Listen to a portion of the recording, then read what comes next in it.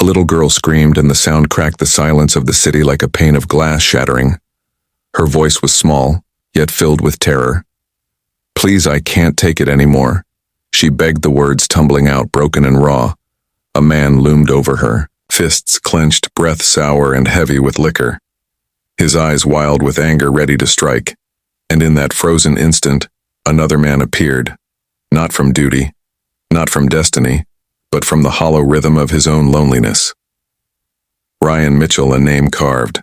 Across skyscrapers, a man who wore power like armor, but carried emptiness beneath it, stepped between the girl and the fury that threatened her. And in that choice, a path opened that neither of them expected, a path toward healing. Hours earlier, Ryan had left the glass tower bearing his name, the weight of another boardroom battle still pressing against his chest. He ignored his vibrating phone, silenced the endless demands of investors, and walked without destination through the bruised gray skies of Seattle. The streets behind the Rosewood Cafe were quieter, only cigarette butts and rolling trash whispered in the wind.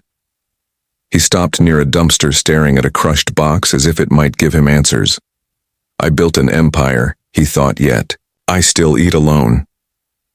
The air was damp, heavy with rain and burnt espresso, and then another note reached him. Sharp, piercing, a child's cry.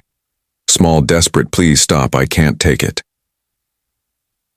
Before his mind understood, his body was already moving, rounding the corner. He saw her, a girl no more than 6, pressed against the cold brick.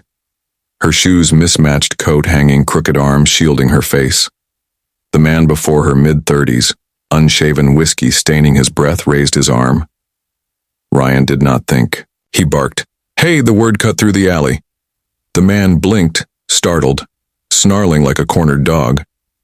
Ryan stepped forward, fists curled, hidden in his pockets, nails digging into his palms, voice low, steady. "She is a child. And this ends now." For a moment, the man wavered, rage battling fear, but something in Ryan's eyes, steel unshakable, made him stumble back, spit on the ground and retreat, muttering curses into the night. Ryan exhaled, his chest pounding louder than any negotiation. He turned to the girl. She was trembling, her lip bleeding, her chest heaving, but she did not cry. She simply endured. Ryan knelt, coat in his hands, offered gently. She hesitated, then slipped inside, pressing her face to his side, silent but clinging, like she had finally found something solid. He looked down at her, felt the weight of her fragile trust, and knew this was no accident. He could not walk away. Not from her. Not tonight. The Rosewood Cafe welcomed them with fogged windows and quiet warmth.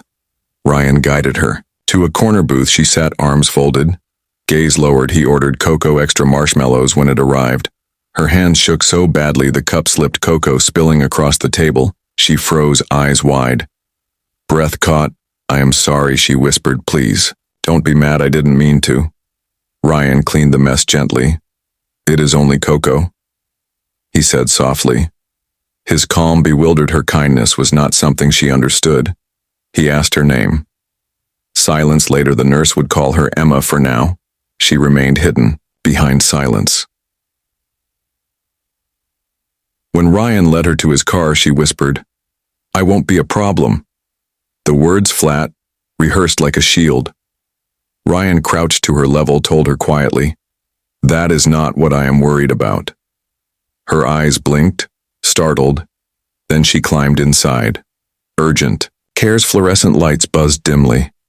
Emma clutched her worn stuffed penguin, gray and frayed, one button eye loose. Maya, the nurse practitioner, spoke gently, her hands careful as she examined the bruises, cracked ribs, faint marks, old and new. Ryan's jaw tightened. Maya pulled him aside, asked about CPS. Ryan refused to send her back. Maya explained, emergency foster placement. Temporary, but safe. He admitted, "I know nothing about raising a child." She told him, "You know how to protect one. That is where it begins." That night, Emma slept curled in a borrowed shirt, penguin tucked beneath her chin. Ryan stood outside the door, city lights spilling across the floor for the first time. Silence did not comfort it. "Nod at him," he whispered aloud. "What am?" I doing?" But in that whisper lay the seed of something he had not felt in years: belonging. Morning came with pancakes burning, smoke curling in the kitchen.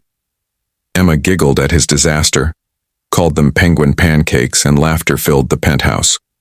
Like sunlight, Ryan pinned her crayon drawing on the fridge, a family she had sketched him herself and the penguin, smiling beneath a bright sun. His chest tightened at the sight. Maya visited again. Groceries, crayons, simple warmth, Emma called her. Miss Maya, and the condo bloomed with sounds Ryan had not known he missed: crayons, scratching voices sharing small joys, work calls piled up, investors waiting. But he typed a single line: "I am stepping back for a few days." His company could wait. Emma could not. When she spilled juice later, she whispered, "You don't get mad." Ryan brushed her hair from her face. "Never, sweetheart. Not even a little." She sighed in relief, her world safe for the first time in years. Days passed, filled with quiet healing. Emma's laughter coloring the cold walls. Ryan learned the rhythm of bedtime stories: burnt toast, messy crayons, and fragile trust, until one night, rain painting the windows. Emma froze at the glass, her gaze locked on a shadow across the street, figure standing still beneath the flickering street lamp. Ryan pulled the curtains, whispered, "No one will hurt you again," and stepped outside. The street was empty, yet unease lingered. The next morning, Ryan found a stuffed penguin on the floor. Not hers, this one torn, slashed, soaked from the rain, its button eye cut away. His stomach twisted. Emma gripped her penguin eyes wide with terror. He pulled her close, vowing silently, "Nothing will take you back into the dark." In the days that followed, Ryan transformed. Small choices turned into vows. He cooked clumsily but tried. He learned Emma's favorite stories, listened to her soft giggles as cartoons played on marble floors, laughter bouncing against glass like music he never knew he needed. And when nightmares woke her in the dark, he sat beside her, whispered promises until her trembling eased. Maya continued visiting, watching Ryan with careful eyes. He had no experience, but he had presence. Emma leaned into him, trusted him more. Each day he began to realize the empire he built had no meaning compared to this fragile trust, one child clinging to safety. Then came the stormy evening when CPS finally called procedures, paperwork, voices detached from the reality of bruises. Ryan felt fear for the first time, not of losing money or reputation, but of losing her. He told them firmly, "I will not send her back. I will fight for her if I must."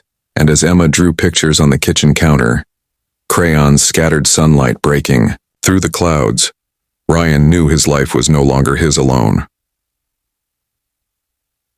The rain continued to fall in Seattle, but inside his condo, warmth grew not from wealth or success, but from laughter.